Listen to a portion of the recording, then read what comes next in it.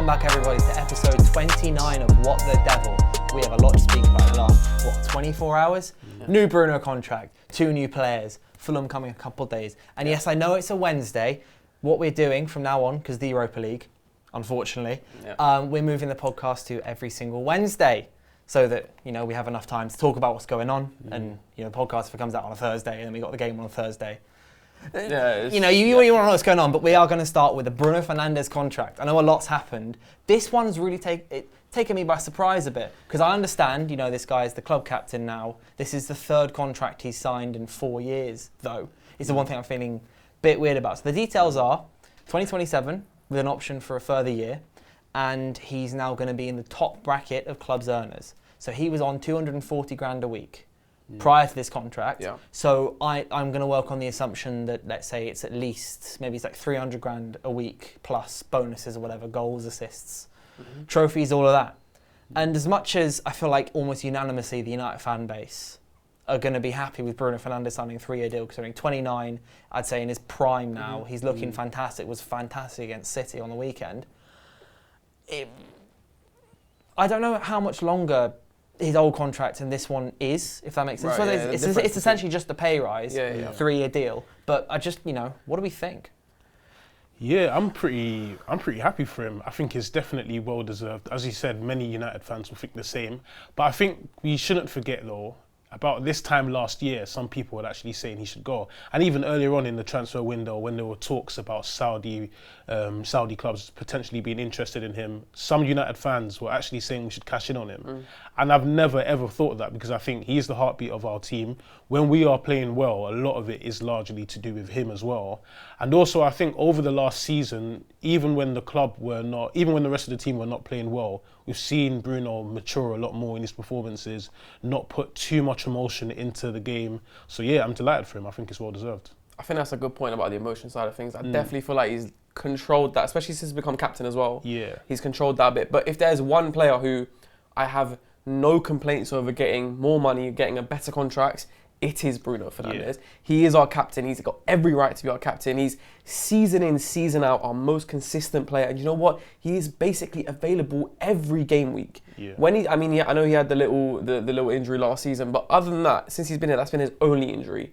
He deserves. I mean, if Rashford, Sancho, and Casemiro are amongst the top earners, Bruno Fernandes absolutely has to be in there. Yeah. Now, say if his contract got extended till 2029, taking him to 34, 35, 33, 34, that's a little bit of a funny one, because you don't know how well he's going to be playing at that age. But until 2027, I'll take that all day. I'm happy with that. You reckon it might be a bit of a strategic move? So what I was thinking, like Raf, as you mentioned, there was the interest early this summer.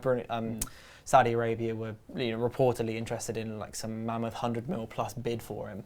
Do you think maybe this is Ineos going new contract on the table? He is so far off limits for any club in world football, because he is ours, he is our captain, blah, blah. But also, like you said, it's only a 3-year deal initially.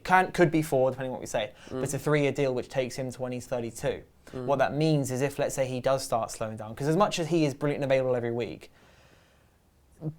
some part of me thinks at some point something might switch, because the amount he puts his body through at some, obviously, touch wood, it doesn't happen, but I feel like maybe at some point there's going to be a switch is going to flip, and Bruno Fernandes might end up falling apart a little bit. The way he plays as well is always 100% as well. Yeah, so exactly. It's so high. Like when Wayne Rooney was so intense that he was so good, and then ended up just falling off a cliff. Hopefully, that doesn't happen, at least for a couple of years for Bruno. But the fact it's a 3-year deal, so let's say that happens in 2 seasons' time, you don't then have a Casemiro situation where you're like, 32, maybe we want to move him on, but we can't because there's 3 years left in the deal and no one wants him, and he's on this ridiculous wage package that no one else is going to offer. Yeah. I mean, I think it's a very strong statement to football clubs around the world to say, as you said, this is our guy, he's the centre of our club, you cannot touch him, he's not going anywhere, shut down those rumours. But it's also a strong statement to Bruno himself to say, yes, we're fixing the club, we've gotten rid of a lot of players, we're getting some new players in, however, we still want you to be the focal point of our team, we still want you to be at the centre of everything we do. So I think it's a very smart, strategic move from Ineos and the new board members. But then with what you said near the end, I think a lot of people complained that Casemiro's contract, the fact that, was it a 5-year contract we gave him? 5-year deal. So I think that was silly, that was stupid for us to do. So I think it might just be them just being a bit smarter, as you say, just being careful of, you don't know what's going to happen in the next few years, not moving reckless like Chelsea, signing Cole Palmer until 2033. I think that's so reckless. So I don't really think it's a bad thing to only give him a 3-year deal. I think it's a smart thing to do. Yeah. It's a sensible deal for a player who deserves it. Yeah, it's basically exactly what it is. I've got no complaints about it. I don't think any Man United fans will have any complaints about it. I think it makes complete sense. It's another example, I'd say, of Ineos hedging their bets. It seems like this is a theme that they keep doing at the moment. It's with the transfers, for the most part, they're hedging their bets. You know, they're bidding for Branthwaite, but still keeping conversations open with Euro and De Ligt. They're focusing on Ugarte, but they're still keeping conversations over Sanderberg, etc. And Bruno Fernandes, they're giving him a big pay rise, but they're not giving him the 5-year deal. It feels like this is a really common thing with Ineos, is they're always making sure there's a fallback in case things go wrong, which is something that we haven't seen under the Glazers. For example, when we were pursuing Anthony, there wasn't, as far as I remember, there wasn't a second right-wing option that we'd go for should the Anthony deal, when we initially wanted him, not even earlier in the summer. Not even another forward option. Never mind right wing, no forward option at all. Yeah, and I feel like this transfer window, which we'll get into in a minute, was really very much it shows the kind of the way that Ineos want to approach things, always making sure that there's an exit door, which is, you know, what you need to do when you're a big football club. Even like Real Madrid, etc., they still have second, or apart from Euro, they will often have second choice options, third choice fallbacks, everything that they will have assessed and done their due diligence with. But this transfer window, last 24 hours, has gone from nothing to everything for United all of a sudden. So we signed Euro, we signed Xerxes, kind of bang, bang, early in the window statement, then nothing for weeks. The point where Marcel was on here a few weeks ago, he was saying, Dylan, I'm worried. We've not got anyone through the door, and then suddenly, bang, De Ligt. 15 minutes later, bang, Mazwari. Both in training, second training day is today. Both seem to be hopefully in the squad against Fulham. And it's again like the Euro thing, there's a kind of a sudden like euphoria of we signed these two players and two really key players. I was initially a little bit on the fence about the Mazwari deal, but especially since the Luke Shaw stuff came out, saying that he's going to be injured until mid-September, I'm quite on board with it. And speaking to a few Bayern fans as well, they were saying, you know, it's a solid buy. So I've seen people online questioning it, going, who is this guy? He's not not better than Dalot, apparently. No. Sold Wan-Bissaka to get him, and obviously Wan-Bissaka had a fair amount of fans at the club, whereas other people were like, he's a bit limited. But I'm warming to the deal. I'm really warming to the deal. Yeah, I think if you compare Wan-Bissaka and Mazraoui as just complete players, you don't think about their individual attributes, you just say player for player who's better. Some might say Wan-Bissaka, and I'm not against that. I can understand why some might think Wan-Bissaka is the overall better player. However, Mazraoui fits Erik ten Hag's system a lot better. It makes sense that if Dalot is out, if Dalot needs to be rested, Mazraoui is a like-for-like replacement. It makes sense. On top of that, like you just said about Luke Shaw being out, he can cover at left-back. He is good with both feet. Technically, he's good. He can come inside. He can invert fine. Wan-Bissaka on the left couldn't really do that. I know we shifted Dalot onto the left and had Wan-Bissaka on the right. That wasn't ideal. So Mazraoui, in that sense, makes complete sense in my opinion. And also, the deal was, I think, a good deal, to be fair. I mean, it was 17 mil, and then Wan-Bissaka was 15. I'm right with that. That's a good deal. Yeah. My only slight concern with Mazraoui is the injury record in the last season that he's just had. He's had a few injuries which has kept him out for a few games. So that is something to keep an eye on. I think his minutes will have to be managed, and I think they will be by Erik ten Hag. But overall, I'm happy with the signing. When he's on the pitch, he's a very good player. Technically very sound. Yeah, so. I mean, I think what makes me quite happy about the way we've acted this transfer window is, if you look at previous seasons, part of the problem has been we've got a really wide range of players who play in different styles, signed by different managers. They play best in different systems. Now, what we are seeing is a more calculated board. A team that is clearly working together. Yes, there was a bit of a delay to get the De Ligt deal done, get the Mazraoui deal done, but we don't want to overpay, and we want to make sure we get the right players. If you look at some of the previous transfer windows, getting players like Anthony near the end of the window for the amount we paid for him, Casemiro for the amount we paid for, even getting Ronaldo, that was never planned. So it just seems as though we see a player who is world class and can make our team much better, and we say, yeah, we'll have him, we'll pay whatever. Whereas now it's more about this is how we want to play. Mazraoui may or may not be better than Wan-Bissaka, but as you said, he suits Ten Hag's style of play better, so then we sign him. I think it's brilliant business. Yeah. And then next one was Ligt. I so can't describe how giddy I am about this, because when the rumours first came around, I was like, oh, United fans, we've been there a million times. Yeah. What do you mean? What do you mean with going for Matthias de Ligt? He's just signed for Bayern. He's admittedly, obviously, not been the best there, but they paid I think it was 73 million euros for him. So that's 62 mil in pounds.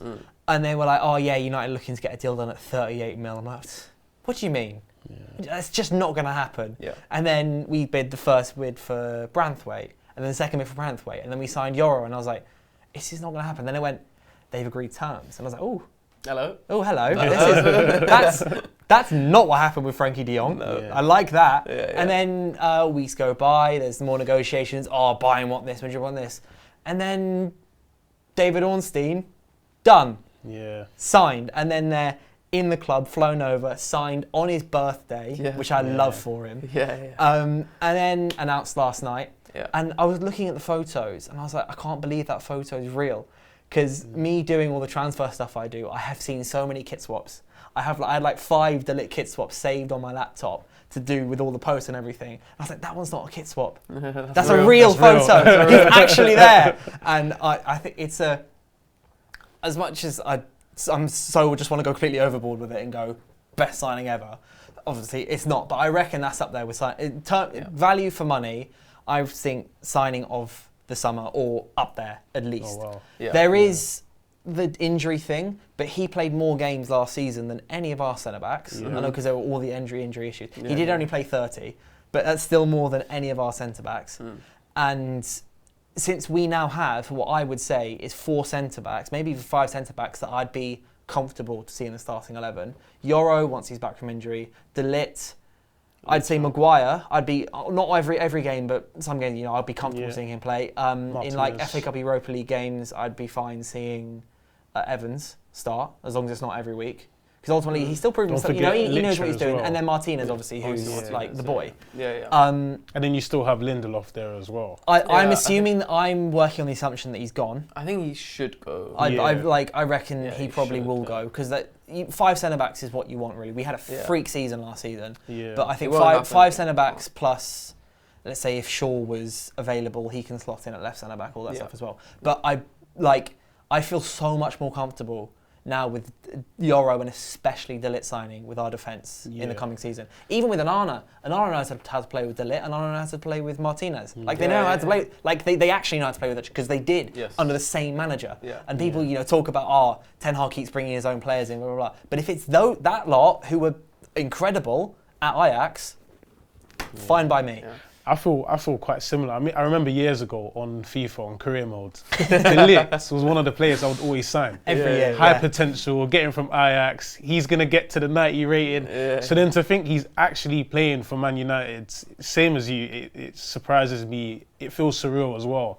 And I completely agree. I think we've got a very good group of centre backs now. And I think one thing that Ten Hag has said is that he wants 2 players who are capable of starting in every position. And I think centre-backs, we've definitely got that. In fact, most positions we've got that. It's probably centre midfield that we don't quite have that at the moment. A left-back, maybe. Yeah, left-back. But then at the same time, when you count the amount of players that we have that can play left-back, we have about 5-6 players that can play left-back. Whereas in right-back, we only have 2. So if you look at Shaw, Amas, Ligt, Malacia, Delo, Mazraoui, that's 6 players that can play left back. So I don't really think we should get a left back now. But I'm pretty happy with De Ligt, most importantly. Nah, De Ligt is exciting, man. And last summer or 2 summers ago, me and my boy were talking about how much, imagine if we could get De Ligt. So like you just said, that is a surreal moment actually getting him.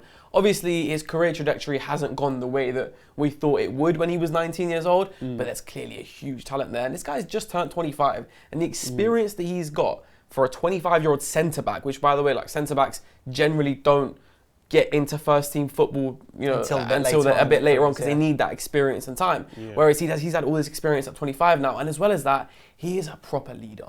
Like, he is someone who, when Bruno goes, someone like him or Ligt, for example, you could see either of them two taking the captain's armband, and I would be completely fine with it.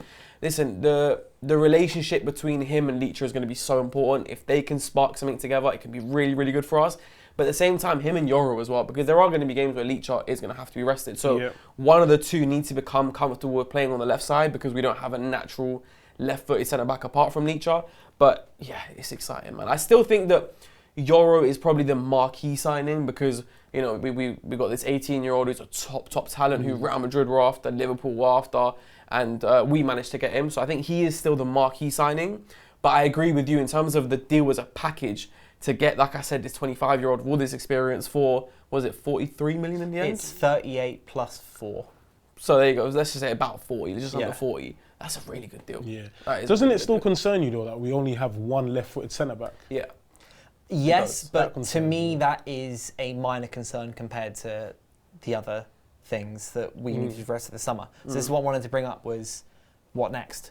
You know, we've signed the centre-back, we've signed the right-back / left-back, whatever you, like, right-back realistically, signed a striker, or as Xerxes called himself, a 9.5.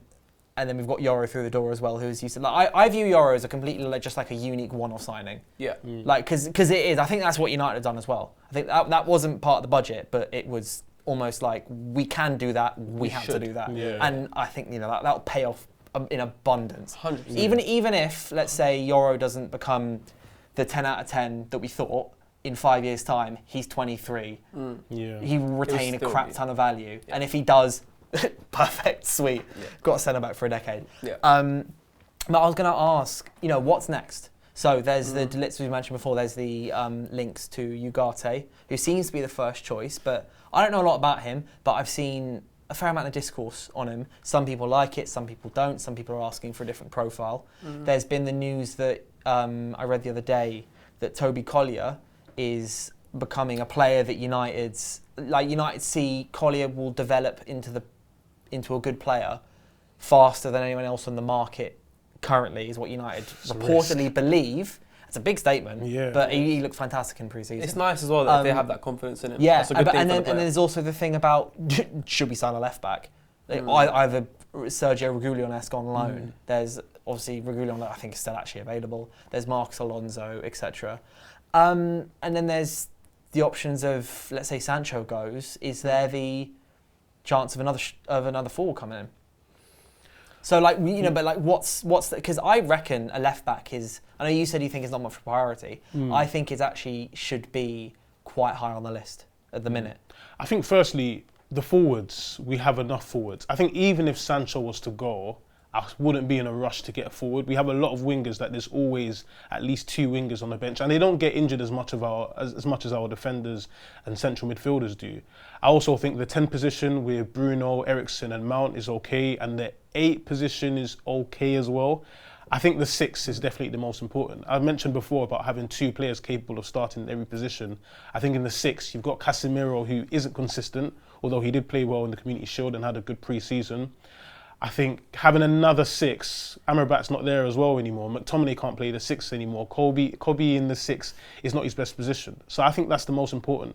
The reason why I said left backs is just not really a priority for me. It's just the amount of left backs we have. What happened last season can happen in any position. If Dalot and Mazraoui both get injured, who's going to play right back? Whereas in left back we have, as I mentioned earlier, 6 different options.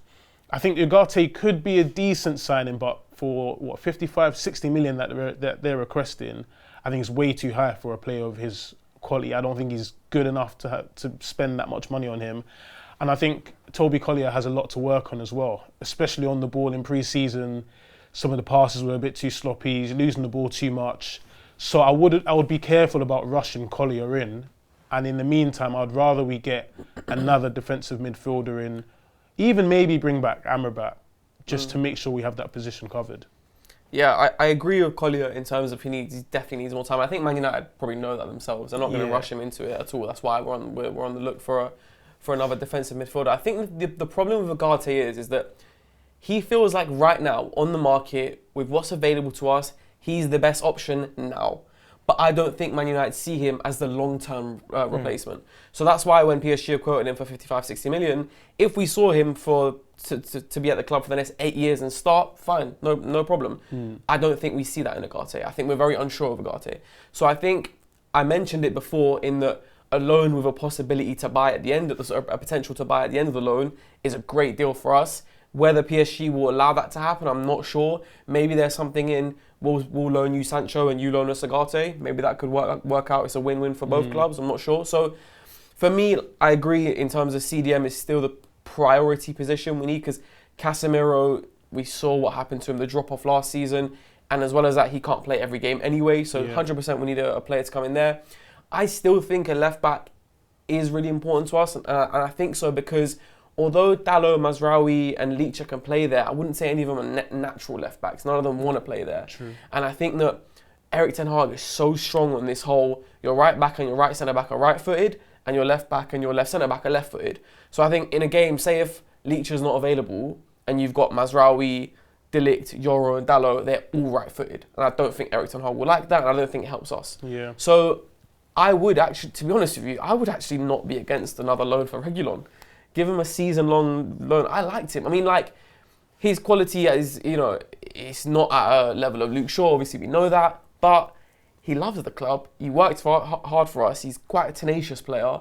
I wouldn't mind seeing it happen because we've also been linked to Marcos Alonso. And I would much rather have Reguilon than Marcos Alonso. Same, very much so. Yeah, that's where I stand. When we got rid of Reguilon, we cancelled his loan, I was so against that. Yeah. It didn't make any sense because we cancelled the loan on the basis that Ten Hag had been told that Malacia and Shaw should be back by the end of January. Malacia's still he's in the kit promos, but that's about it. Yeah. And Shaw, obviously, another calf injury, which this is a slight tangent, but I cannot believe this. As much as I know when he's fit, Luke Shaw's one of the best in the world, but I am tired. Yeah. I am so tired of seeing Luke Shaw injury statement. Yeah. He's so good, but it's become now to a point where Luke Shaw's availability is an extra luxury rather than something that should be expected, which is what should happen. It should be an expectation that your alleged world-class left-back should be available for you for 45 games a season. If he's coming back for England, playing 3 games for England, doing nothing else, training in pre-season, and then getting... He got injured, by the way. I got told this. He got injured before the Community Shield. It was last Thursday he got his injury in training. It infuriates me because I like Luke Shaw, but I cannot stand the number of times I've had to write a tweet that says Luke Shaw breaking injury news, out for a month, out for 6 weeks, another calf problem, a hamstring issue, which is what I think we've got to sign a left back. I would love to see how much we've paid him in his salary while he's been injured. Probably more than whilst he's played. Possibly, it's very possible. He's had 26 injuries at the club. And I'm a big Luke Shaw fan, big fan, and I'm loyal to the players that I like as well. But I think we have to get rid of him. But that's where I'd be like, all right, we get another left back. I guess the problem for Man United is, firstly, it's hard to get rid of a player like Luke Shaw. Who's going to want to buy him knowing his injury record? And also, one thing Ten Hag said last season is the reason why they let Reguilon go is you don't want to have 3 players who can only play left back ready, because then you've got one in reserves all the time, and it's kind of unfair. So that could possibly be a reason for why we haven't signed a left back so far this transfer window. But because it's a tough one. But I think with Malacia out for the next 2 months and then Luke Shaw not back until after the international break as well, I wouldn't be totally against signing another left back. I genuinely reckon that this is Luke Shaw's last season at Man United. I think so as well. I think Ineos are far too ruthless and are just far too switched on to allow a player who is on the salary that he's on to stay once again, injured again, on the sidelines again. It can't run again. The only thing is with getting rid of Luke Shaw is he's not going to want to go. And like you just said, who's going to want to buy him and pay the salaries that he's still got 3 seasons left on his deal. 2027. It's going to be tough to get rid of him. It's going to be hard to get rid of him anyway. And he's 29, 30. He's not going to want to go. No. And you can't blame him for not wanting to go because he's on good salary, but I reckon Ineos will do everything they can to get rid of him. Yeah. I genuinely think so. Yeah, and it might just have to be a case of taking almost no fee for him, because he's I don't know how much he's on. 200 plus. That's pain though. Man. Okay, 200k plus a week. Yeah, but we haven't lost out too much on money from him in the sense of it was 10 years ago. How much was he around the time? About 30 mil. It was around that sort of mark. Yeah. So I don't think I think financially, if we sold him for like 10 million or 5 million or whatever, or even on a free, I wouldn't be too fussed about it. I'll just take whatever I can get and just get rid of him because it's better than paying his wages and he's not playing. Yeah. What if this is his only injury? I know that's a massive long shot, but in Ten Hag's first season, I don't recall him getting any. No, he was. Was he? Yeah, and then Malacia came in and played. He didn't. I think he had a couple of minor injuries. Yeah, minor ones. But which I feel like you can like. Yeah, it's okay. Like you can get by, in isolation, that's fine. Like if someone misses 5 games a season through a little hamstring twinge, or they kind of roll their ankle a bit, or dead leg or something, that's fine. I believe that. But then it was last season where he had 2-3 month periods out. But like, what if he ends up fine the rest of the season? Do you think it's still his last season, or do you think it's too far gone? We can't trust him.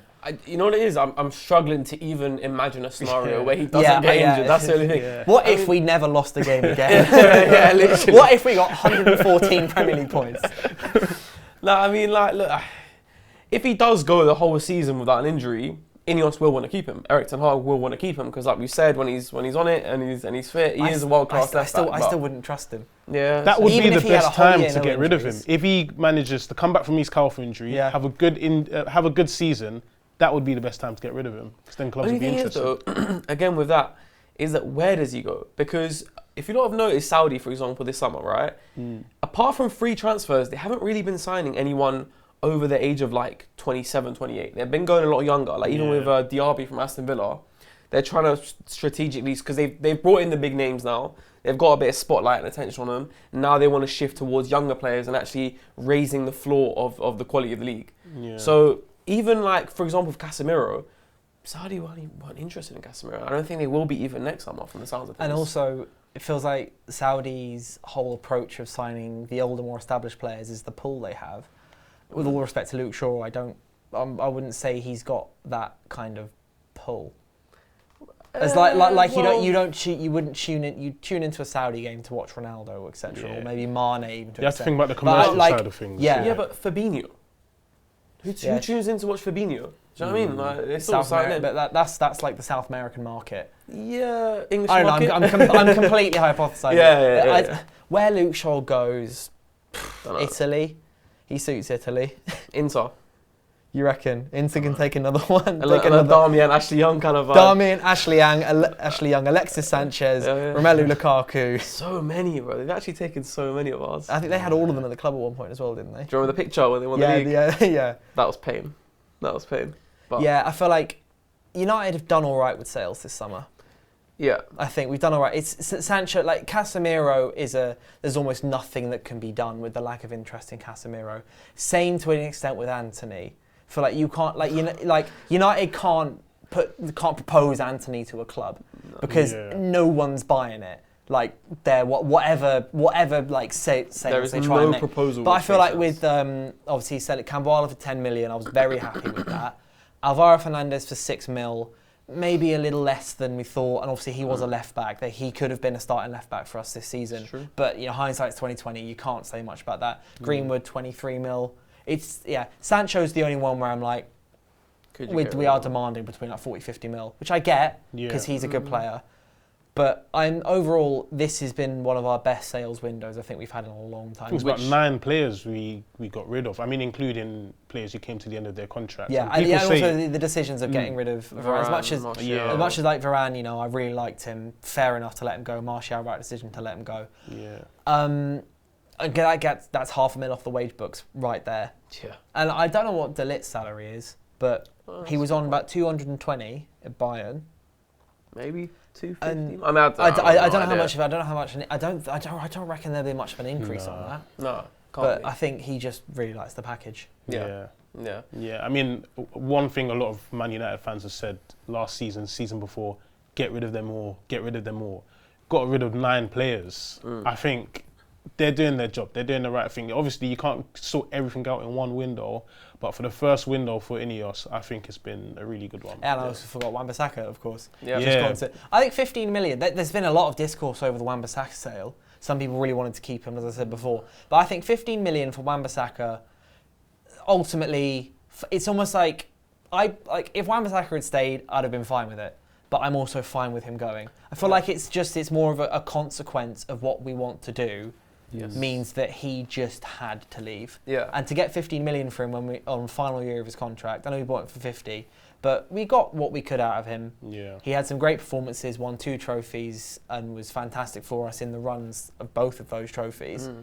I think ultimately, I'm saying thank you to Wan-Bissaka for what he's brought, but I'm fine with him going. I think if his replacement cost much more than 15 million, then I would be a bit annoyed. But where it's roughly the same value, I don't really mind about and they're the same age is the other thing. Yeah. Maswari and Wan-Bissaka are both 26. It's almost a pretty seamless transition. They cost basically the same amount of money. Maswari a little bit less because he was like 12 mil with like 4 mil bonuses. It is funny with the fans that want to complaining about Wan-Bissaka going. Like, I get it. I got a lot of love for Wan-Bissaka as well. And I love the fact that last season he just got his head down, got to work, and managed to get back in the team.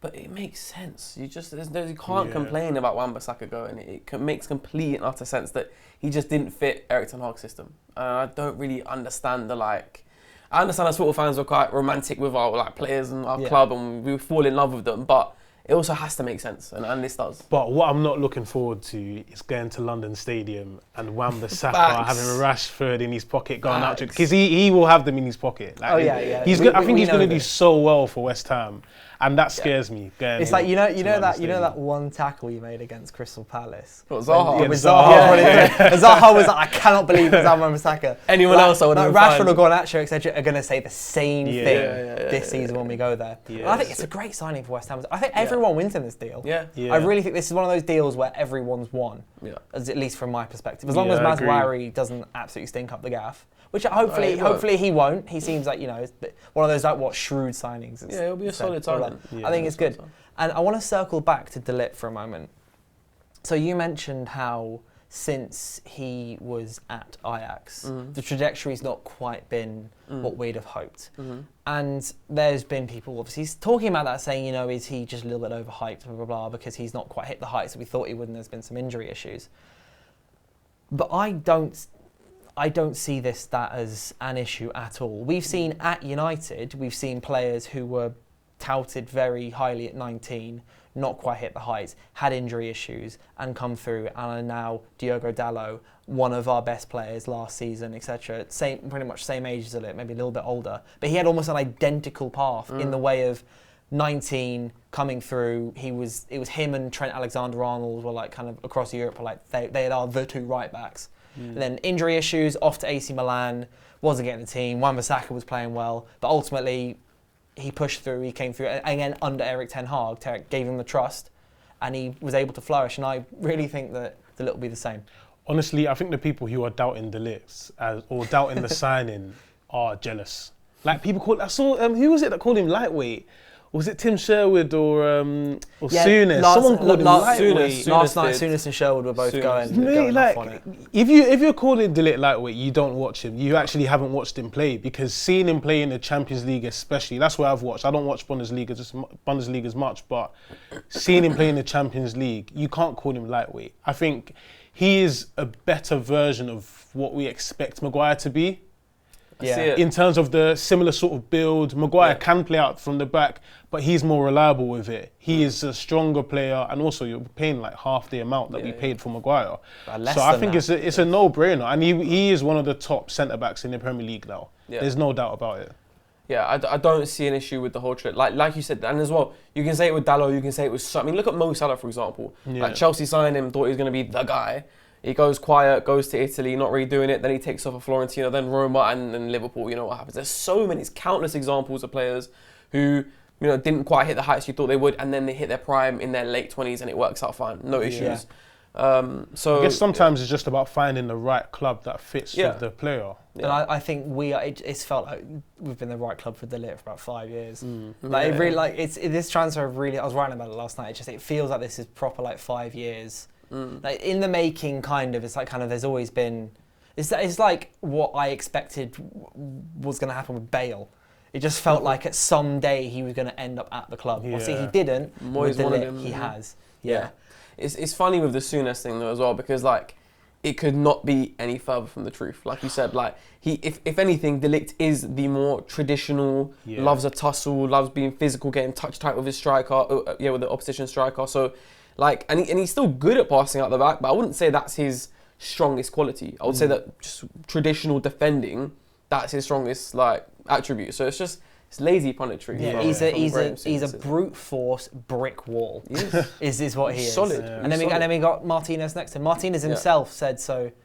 He said to BBC yesterday saying he can't wait to start playing with him. Yeah. Did they play together? Ajax? No. So they signed Martinez the summer that he left. Isn't it? Yeah. So Martinez was basically his replacement. But they'll be fine because they both understand. They complement, just like Varane and Martinez, I think complement each other very well. And as we say, Yoro and Martinez also complement each other well. Yeah. These two, I think they complement each other differently to the way that Varane and Martinez complemented each other. Yeah. But it's like De Ligt is very strong in the couple areas that Martinez can be a bit iffy in, and Martinez is just so good on the ball and being a leader.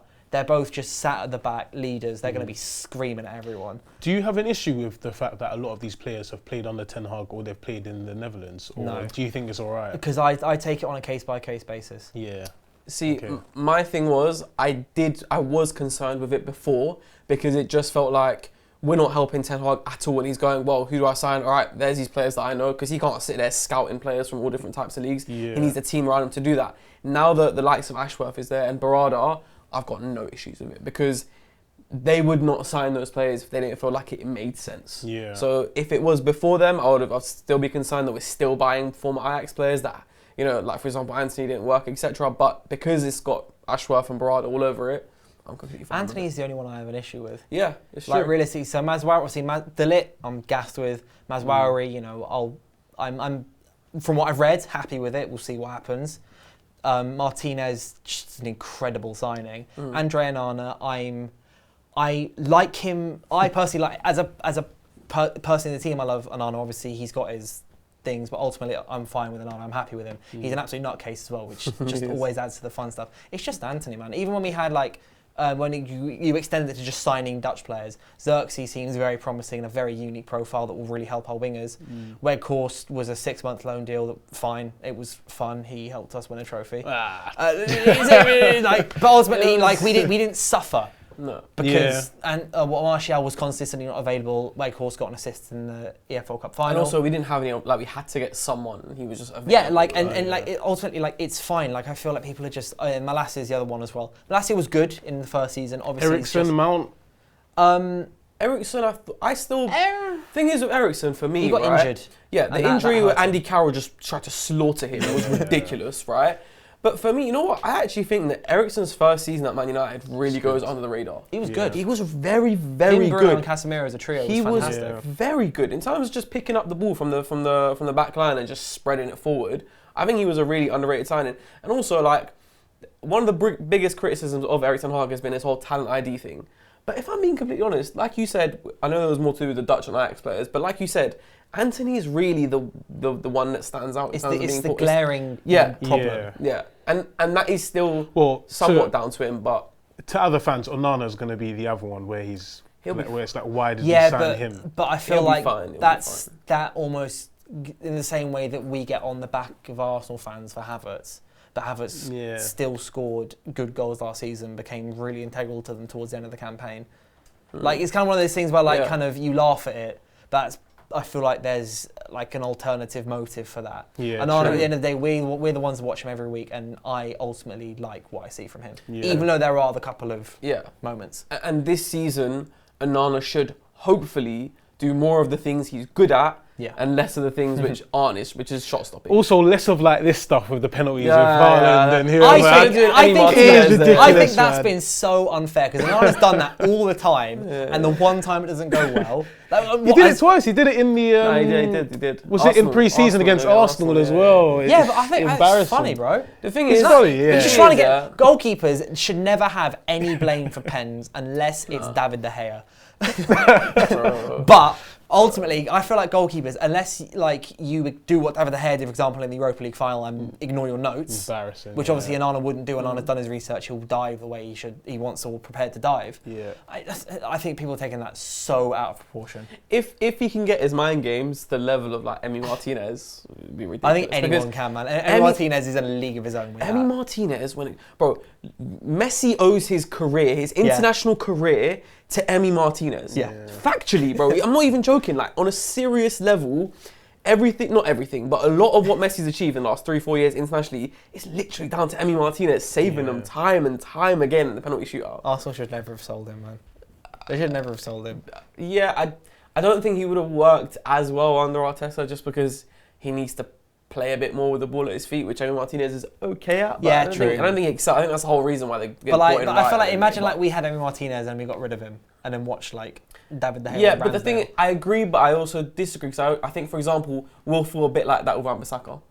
Because he'll go and do really well at West Ham. It's more about who sits the system more as opposed to who the better player is, I guess. But, So, should Ligt start against Fulham? Yes. Yeah? Yes. Mazraoui against Fulham? Has to. Considering the injuries, yeah. You reckon? Yeah, I wouldn't be surprised if he plays Martinez in left back, considering he did that against City. Not. But very good. I would much prefer Mazraoui in left back. Or if you want to make him feel a bit more comfortable, considering it's his first game, put Dalot left back and let Mazraoui just slot in a bit more comfortably in a more natural position, and then maybe over time, then you go to left back. Because that could be a bit harsh for him. First game, he's coming in, he's playing left back. To be fair, that's the issue that Amrabat had, wasn't it, as well? Amrabat, I know that's midfielder to left back, but Amrabat was at left back first couple of games, and that was harsh.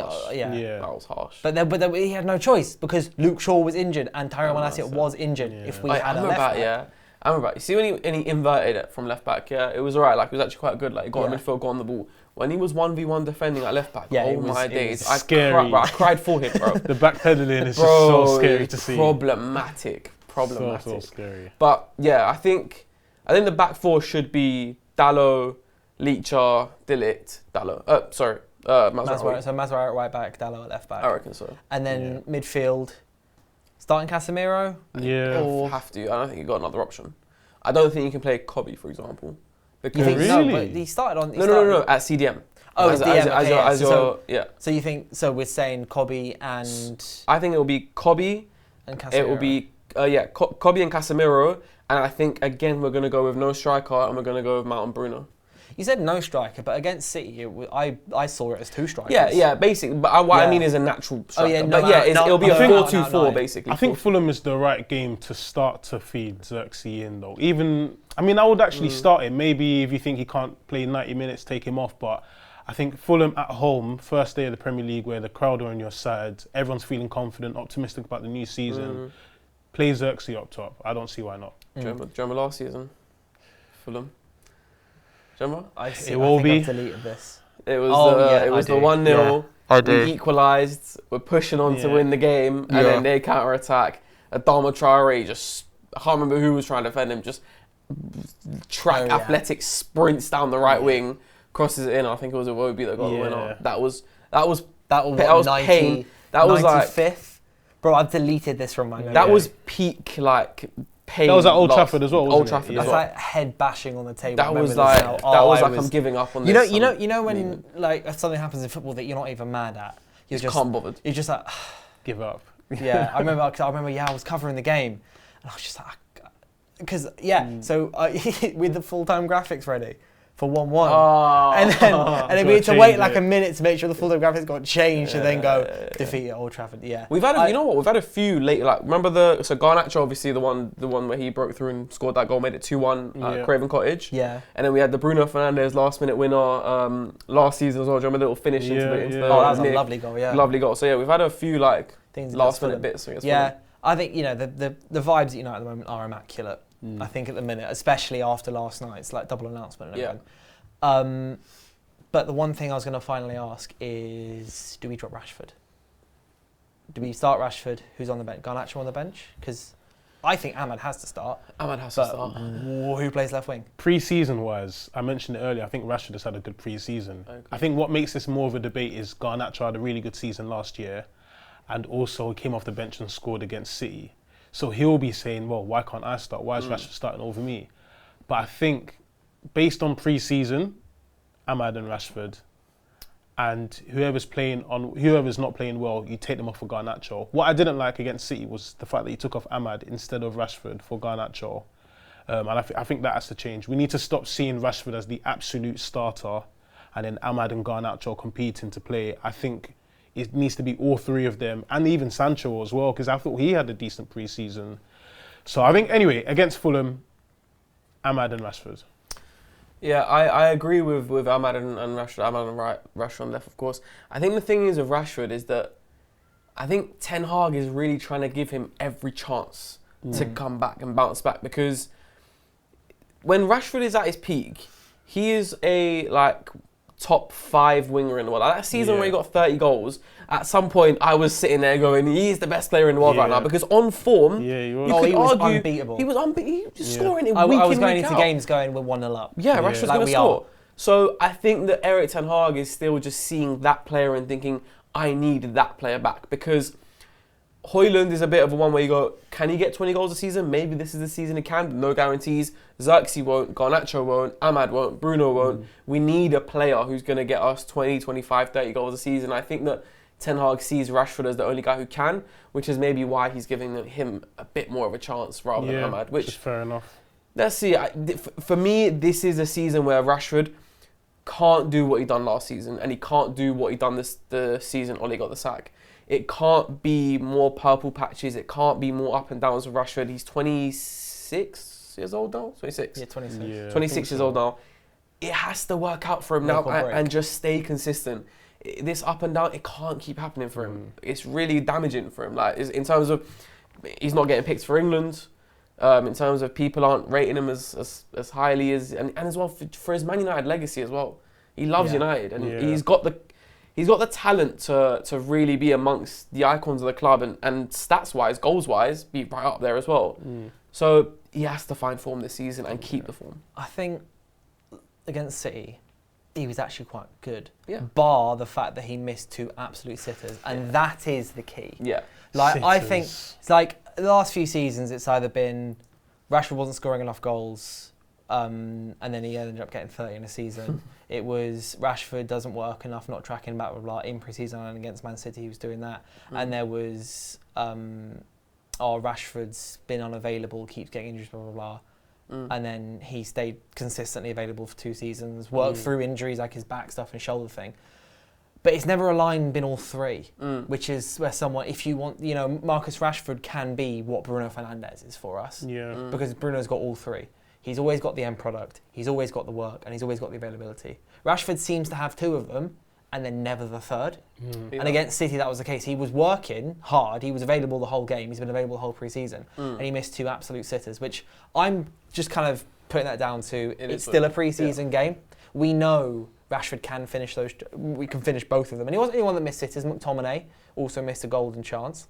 Garnacho obviously scored his, and we probably should have won that game up 4-0. Bernardo Silva shouldn't have been on the pitch. Oh, what a red card. Oh, you know 100% red card. That made me so mad, And also the only reason he scored was because we had Facundo Pellistri at right back. Yeah, it's not his fault. Like had we played Harry Amos on the bench, played him, and then Dallo stayed right back, that goal never happens. Yeah. I think Rashford scores against Fulham. I love that. On Friday. I want nothing more than Marcus Rashford to score 20 Prem goals. Yeah. So he's on 83 Prem goals at the moment. Get 100, mate. Hit 100 this season. Beautiful. Watch Xerxes get 10 in the league, Højlund 15. Because I've said on this pod before, I think this season we're in for goals. We're in for goals conceded, but we're in for goals as well. Like I still reckon we're not going to be the stalwart Jose Mourinho defence. No. Like we are gonna leak some goals just because it's gonna happen, because we're not the finished product or whatever yet. We still got the midfield problems. As much as good as your defence can be, you still need good midfield foundation in order to not concede goals. But I reckon we're in for a good amount of goals. I'm hoping like 100 goals. Yeah. Maybe, but I can really see us scoring, because I can see basically our whole front line, bar maybe Sancho, getting like 10 all comps. To be fair, second half of last season, we scored a lot of goals. Mate, this is what I'm saying. I really think we're in for goals. Of goals. So it could happen, yeah. That is also partly down to, Rashford needs to play his part. So last thing I'll say about Rashford though, in terms of the thing about him not working hard enough, sometimes I look at Rashford and I think, I don't know if he'll ever be the kind of player who grinds and works hard and presses really hard. Because you know what it is with Rashford? And I feel like sometimes we forget in terms of, he's quite tall. He'll be quite heavy. He's on the heavier side. He's not, lightweight like Garnacho and Ahmad to keep going, or even Bruno or Mount. These are, much lighter players who will keep running, keep going for longer amounts of time. Even if you look at someone like Mane, Salah, they're more built to keep going. Yeah. I don't think Rashford has got it in him to do that kind of running off the ball constantly for 90 minutes. And also, I think that Erik ten Hag thinks that, because you know how we play the 4-2-4, we've been playing it in pre-season with the two number 10s pushing up. Have you noticed that sometimes it basically becomes a 4-3-3 because one of the 10s will go out wide and then Rashford will drop in a bit. Yeah. And so he's not on the first line of the press. Yeah, I think that is Erik ten Hag going, I don't think Rashford can do the pressing and then to the intensity that I want him to. So I'll drop him in, and then Mount or Bruno can go out on the left and take his pressing role on that side. So I don't know if we will ever see a Marcus Rashford who completely grinds and works his socks off, because I don't think that's his game. Last point as well, I'll say, sorry. So I saw someone on Twitter say that when it's when Xerxes playing, Rashford and Garnacho make sense, and when Højlund's playing, Ahmad and Sancho make sense. And I kind of see that. Yeah, because more creative players. More creative Højlund, to create chances for Højlund, and then when it's Xerxes, he'll do that Harry Kane role, picking it up and releasing the two wingers. Yeah. And so that's something. Maybe. That's quite right. Yeah, Score predictions. Fulham. 2-0. 2-0. I was gonna say 2-0. I'll say 3. I'll say 3-0. Why not? I was going to go 3-0. We'll go I 3-0. reckon. Good start. I reckon clean sheet. If we play that back four, I think we're fine. I know Fulham, if they've got some decent signings, Smith Rowe will probably make his debut, all of that. But I think 3-0. Yeah. So we're all in agreement. Yeah. Win. 3 goals, 3 goals. Yes. Go on, say 3-0. 3-0. 3-0. Good man. That was just by coincidence. We didn't force him to say that. 3-0. Yeah. Right. Thank you everyone for tuning in. Please let us know what you thought about what we've talked about Rashford, Xerxes. Let us know your thoughts on De Ligt, the new signings, Luke Shaw's injury, Bruno Fernandes' new contract, and 3-0 win for Man United on Friday evening. We'll see you next Wednesday.